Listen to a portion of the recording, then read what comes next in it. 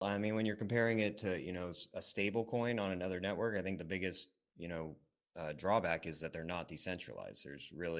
There are some stable coins that are trying to be more decentralized, but I don't think any, I know this might be a controversial take, but I don't think any of them are truly decentralized. And obviously things like USDC and USDT like are definitely not decentralized at all. They are centralized.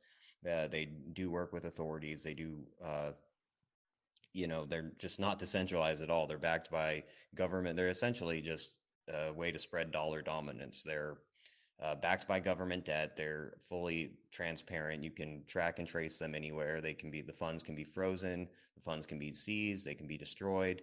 So you really don't have that much control over them at all. And I don't think that stablecoins solve the problems that, Bitcoin and cryptocurrency was invented to solve to begin with. I know they are convenient because they hold a stable value, but they really aren't, giving us a true alternative to fiat. They're just another version of fiat, in my opinion. They're, pegged to dollars, and they are backed by government.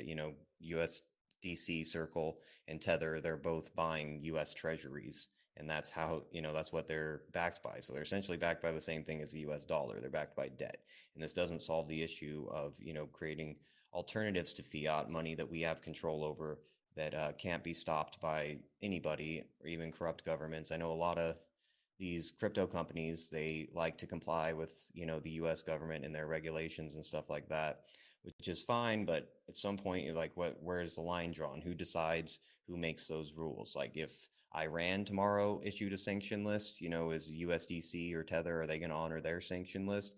If some terrorist group takes over a small country and starts putting out their own sanction list, are we going to comply with those? Like, where is the line drawn? Like, and who decides that?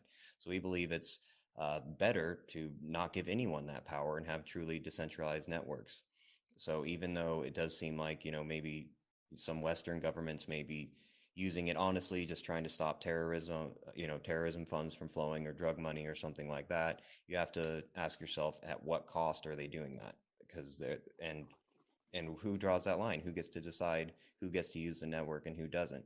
Because especially cryptocurrency is very beneficial to, dissidents in, third world countries and stuff like that, like places like Iran and Afghanistan. They really crack down on their population and what they're allowed to do. In Afghanistan, women can't even go to school, so we're building payment networks that, even, corrupt governments in Afghanistan or Iran or something can't stop, and give their people some freedom and some individual choice to be able to go and do business still, or maybe pay for their daughters to go to school without being able to be tracked, or their payments being stopped by their government. So I think when you centralize it like that, it kind of defeats the entire purpose of having, cryptocurrency, and it goes against the original ethos of Bitcoin.